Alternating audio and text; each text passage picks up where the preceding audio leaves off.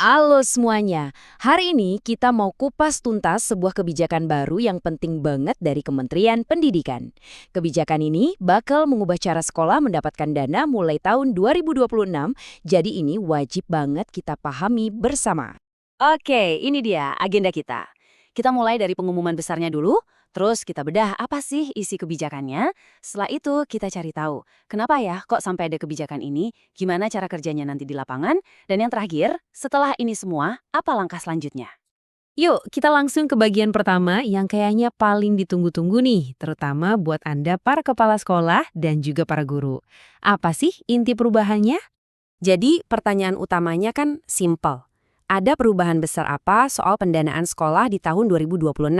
Khususnya yang menyangkut soal pembayaran gaji guru dan staf, ya kan? Nah, jawabannya ternyata cukup signifikan. Ini dia kuncinya, ada sebuah fleksibilitas baru dalam penggunaan dana bantuan operasional sekolah atau BOSP. Jadi dana yang biasanya aturannya kaku banget, sekarang untuk tahun 2026 boleh dipakai untuk membayar gaji tenaga pendidik non-ASN. Oke, kita udah tahu sekarang ada kelonggaran. Tapi apa sih dasar hukumnya? Yuk kita bedah langsung dokumen resminya biar kita paham betul detail-detailnya. Nah, ini dia sumbernya. Sebuah surat edaran resmi yang ditujukan langsung ke para gubernur, bupati, dan wali kota di seluruh Indonesia. Jadi ini bukan sekedar pengumuman biasa ya, ini adalah sebuah instruksi yang kuat. Istilah kunci yang perlu kita pahami di sini adalah relaksasi. Gampangnya, ini kayak pemerintah bilang, oke, untuk sementara waktu, aturan penggunaan dana BOSPEP kita longgarkan sedikit. Khusus untuk apa? Untuk membayar gaji guru kontrak paruh waktu atau yang disebut PPPK paruh waktu. Nah, perlu dicatat, kebijakan ini tuh spesifik banget. Ini bukan untuk semua guru. Ini hanya berlaku untuk guru dan tenaga kependidikan yang statusnya non-ASN, yang baru saja diangkat menjadi PPPK paruh waktu. Pengangkatan mereka ini pun berdasarkan peraturan baru di tahun 2025. Sekarang pertanyaannya, kenapa sih pemerintah sampai perlu melakukan pelonggaran aturan seperti ini? Pasti ada alasan yang sangat mendesak di baliknya. Mari kita lihat. Dan ini dia jawabannya. Ternyata dokumen ini mengakui secara terbuka kalau beberapa pemerintah daerah itu sedang mengalami kesulitan anggaran. Bahasa sederhananya, APBD mereka lagi seret untuk membayar gaji guru-guru kontrak yang baru diangkat ini. Jadi kebijakan ini jadi semacam jaring pengaman. Dan tujuan utamanya itu sangat mulia, memastikan proses belajar mengajar di kelas tidak terganggu sama sekali. Coba bayangkan, kalau solusi ini nggak ada, bisa-bisa para guru ini telat gajian, dan itu pasti akan berpengaruh besar ke semangat mereka mengajar, dan pada akhirnya ke para siswa.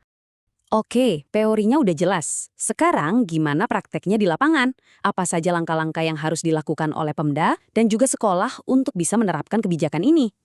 Ternyata surat edaran ini nggak cuma ngasih izin, tapi juga ngasih PR. Ada 4 langkah yang wajib dilakukan Pemda. Pertama, mereka harus verifikasi dulu kebutuhannya. Kedua, fasilitasi sekolah buat menyesuaikan anggaran.